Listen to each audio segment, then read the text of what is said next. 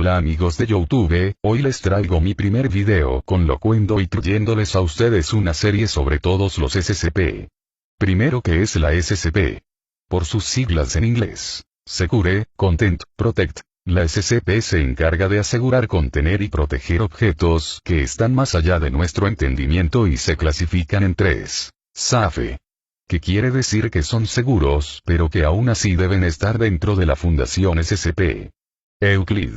Son los objetos, personas o cosas que tienen un comportamiento variable, se debe tener mucho cuidado. Keter.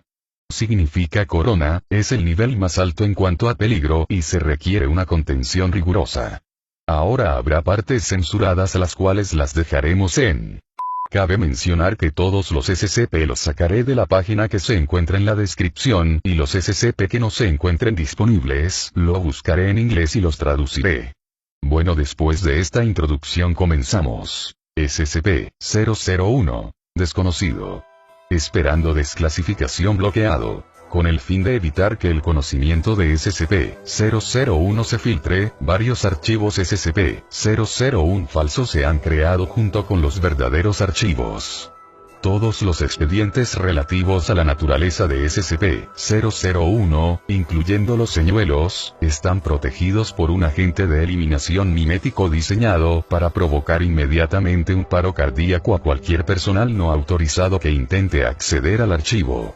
La revelación de la verdadera naturaleza de SCP-001 para el público en general es causa para su ejecución. SCP-002, el cuarto viviente. Clase de objeto. Euclid. Comportamiento variable. Procedimientos especiales de contención. SCP-002 debe permanecer conectado a una fuente de alimentación adecuada en todo momento para mantenerlo en lo que parece ser un modo de recarga. En caso de un corte de luz eléctrica, la barrera de emergencia entre el objeto y la instalación debe de cerrarse y el área tiene que ser evacuada inmediatamente. Una vez que la electricidad se restablezca, ráfagas alternadas de rayos X y luz ultravioleta deben iluminar la zona hasta que SCP-002 se vuelva a conectar a la fuente de alimentación y vuelva a su modo de recarga. La zona de confinamiento debe mantener una presión de aire negativa en todo momento. Equipos con un mínimo de 2 miembros deben de estar a 20 metros de SCP-002 o de su zona de contención. Durante la duración de su contacto, deben entregar temporalmente su rango y autorizaciones. Después del contacto, los empleados serán alejados al menos 5 kilómetros de SCP-002 para someterse a una cuarentena y evaluación psicológica de 72 horas.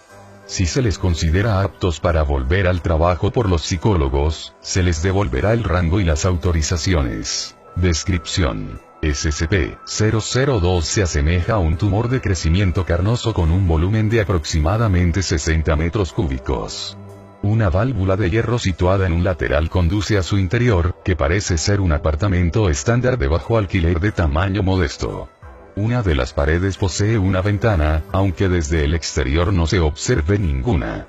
Los muebles que contiene la sala, tras un examen minucioso, parecen ser de hueso esculpido, cabello trenzado y otras sustancias biológicas producidas por el cuerpo humano.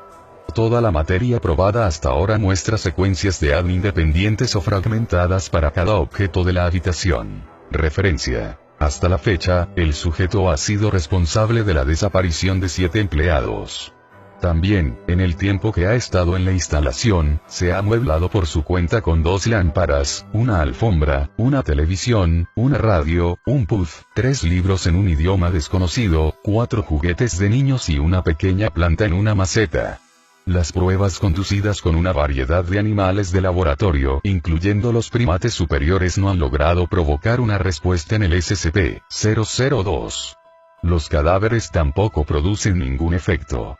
Cualquiera que sea el proceso que SCP-002 utiliza para convertir la materia orgánica en muebles solo está facilitado por la presencia de seres humanos vivos en el bueno. Hasta aquí en inicio de la serie, comenten y suscríbanse. Y díganme qué más secciones quieren en el canal. Adiós.